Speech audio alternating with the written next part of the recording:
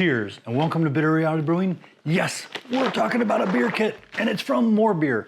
Yes, but specifically Firestone Walker Brewing Company.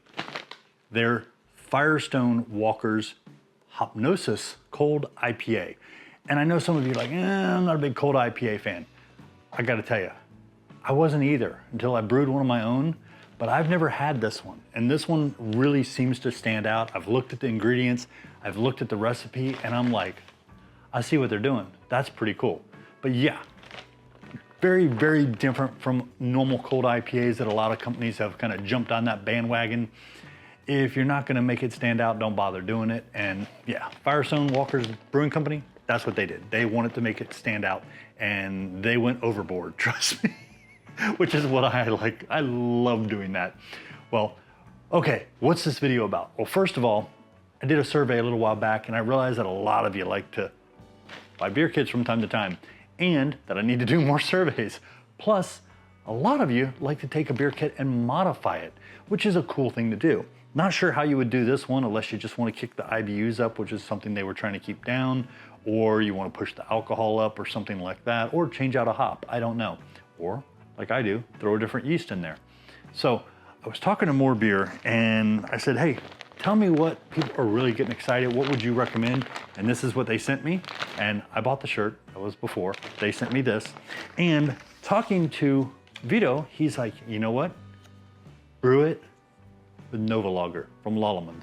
And one of the recommended ones was Diamond, and I like Diamond. And I think I've used this, and if not, I haven't used it in a while, but I was like, okay, you know, because why? Well, there's a couple things you don't think about when you're talking to another company, is that even if they don't brew as much as you, or maybe they do, or maybe they brew more than you, they work with brewers every day, home brewers, professional brewers, and they hear their feedback, good, bad, and indifferent. They know more probably in a day than we know in a year sometimes, or at least hear different things. So yeah, Vito says try Nova Lager. I'm trying Nova Lager, there's no question. But we're gonna go into this, I'm gonna go through some basics, and we're gonna pop this bad boy open, and I'm gonna show you what comes with it. Don't forget, like, subscribe, keep sharing. I definitely appreciate the sharing. Wherever they move that damn subscribe button. Yeah, thank you. Okay, so I'm gonna set Nova Lager aside because I gotta get that in the fridge. And I just got these kits today, and this kit, another video we had. Yes, and that's why I'm doing it right now. I wanna make sure that these are fresh, I get them put away, and we're good to go, and we'll be brewing with them very soon. So I'm gonna go over a couple basic things, and then we're gonna slice this thing open. When you go to pick your beer kit, and you go, you know what? Which one do I want? Well, first of all, MoreBeer carries 250 different beer kits, probably more than that. And if you add your liquid or dry malt extract, which is another 250 each, or all grain, you're talking 500 unless you want to separate the extracts, then there's 750 different beer kits. If you can't find a beer kit in there that you like, yeah, I can't help you. And very low threshold to get free shipping because this weighs a lot. But if I'm buying like 2 really big beer kits, or I'm buying 3 very small, light lager type beer kits, shipping's free. I mean, yeah. And the convenience, yeah. So let's get into this. When you go to pick your beer kit, it's gonna ask you some questions. It's gonna say, do you want it milled or not? Well, the specialty grains will be pre-milled. I don't care, don't worry about it. Even if it's milled beyond what you would have wanted milled, let's say it's 0.0025 or whatever it is that they're milling. It doesn't matter. You can have the base malts milled or not milled. And if you say not milled, that's gonna give you plenty to build a really good mash. You're gonna be fine. Your specialty malts aren't gonna take up as much space. This is where your grain bed's gonna be, and don't even sweat it. Don't think anything of it, okay?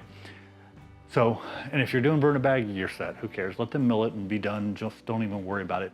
When you get to the yeast, you can pick one of the yeasts that they recommend, or you can say no yeast because you already have one, or you can pick something that's not in the list.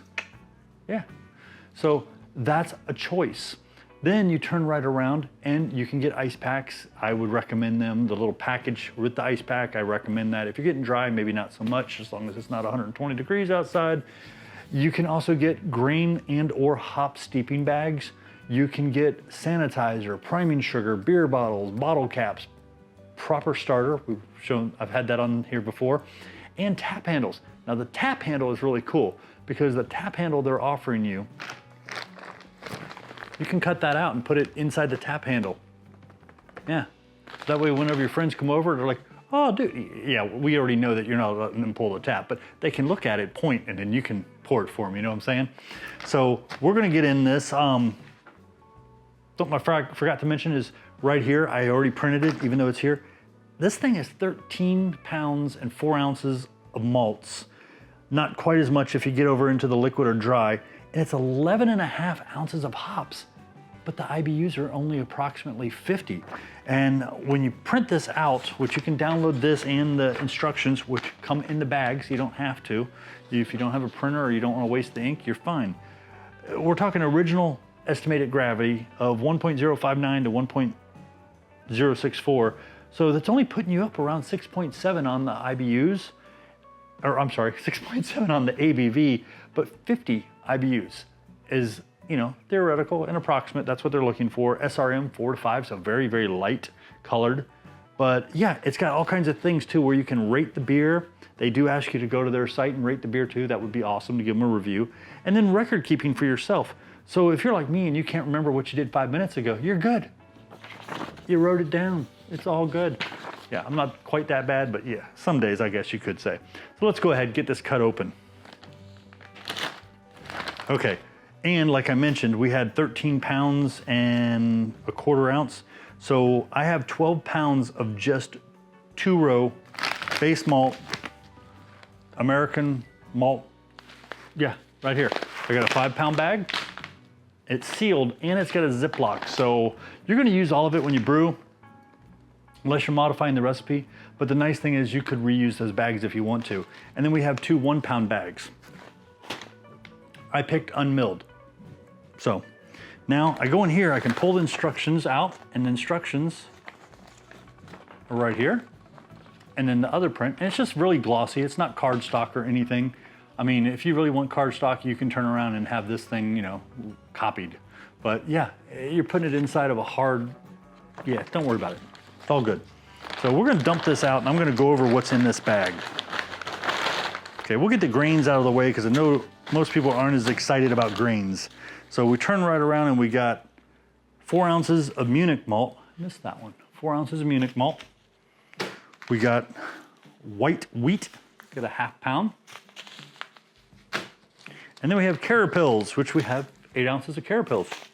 So yeah, that's out of the way. And yeah, I am like that. I read that and I verify it. You know, it's just the way I am. I'm an IT person and it's how I operate. Now for hops, we have a crap load of hops, and I'm talking 11.5 ounces and still only pulling 50 IBUs. I don't even know how that's possible, but hey, here we go. Let's get all this stuff out of the way and take it. Okay, here we go. So what's our first hop? We've got some Simcoe additions. So I turn around in here and I've got 3 1/2-ounce bags. They're already pre-measured for me. 3 1/2-ounce bags of Simcoe. Then I have to go, oh wait, hey, what's my next addition? Callista. So I'm looking around for my Callista and I got 1 ounce of Callista already in here. Then my next addition would be Talus. I've actually never used Talus. I think I have some, but there's our Talus.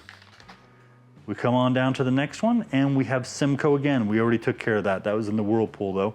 Now we go into our hops and we use a lot of cryo hops in this brew. That's one of the cool things. You're gonna get lots of aroma, lots of flavor without a lot of bittering, assuming you're putting them in the right spot. So we turn around and we go, oh, we got cryo hops, Mosaic. Ah, here we go. There's our cryo. There's the Mosaic. We got an ounce of that. Then we step on down and we got some El Dorado. I got 2 ounces of El Dorado. That is in the dry hop. So we're past our whirlpooling. And we're gonna continue into the dry hops. We have Idaho 7, 2 ounces. And then we have Kashmir, Nelson Sauvin, and Rawaka, if I'm saying that right. It's a New Zealand word, so you know, it could be a little off. But yeah, so you have all these bags of hops. Now, my thing is unless you're buying these things in 1/2 pound or a pound of hops at a time and you're just gonna keep a massive inventory, it makes sense sometimes to buy a kit and get exactly what you need, because if I turned around and bought all this individually, it's gonna cost me more. and it's just more convenient to get it all done, especially if you, let's say you've been to Firestone Walker Brewing Company and you go, man, I love that cold IPA. That was awesome. Buy it, make it yourself, probably a lot cheaper. Might not be 100%, but yeah, I've made beers sometimes that were clones of other beers and they were very hard to tell apart. So I know that may not be the status quo, but if it's even close, and you're talking whatever you paid for the kit and your time compared to paying, what is it, $6, $8, $10 a pint? Yeah, that could be an amazing deal. I'm just saying. Plus your friends come over and you're serving that beer on your tap. That's cool. So yeah, I'm gonna get all my hops in the freezer. I'm gonna get the grains put out of the way. I'm gonna get the yeast put in the fridge. And yeah, huge thank you out to Vito and MoreBeer for, you know, the kit, the suggestions, and I'm gonna be brewing with it, and I'll make sure to let everybody know when we brew. We'll do the taste testing. I don't have one of these beers to compare, eventually. But yeah, Pliny, you know, it's just, someday I'll get up into that Northeast and, you know, Midwest and other areas where some of these cool breweries are. Don't forget to like, subscribe, keep sharing, and hey, definitely appreciate you. Cheers, and thank you.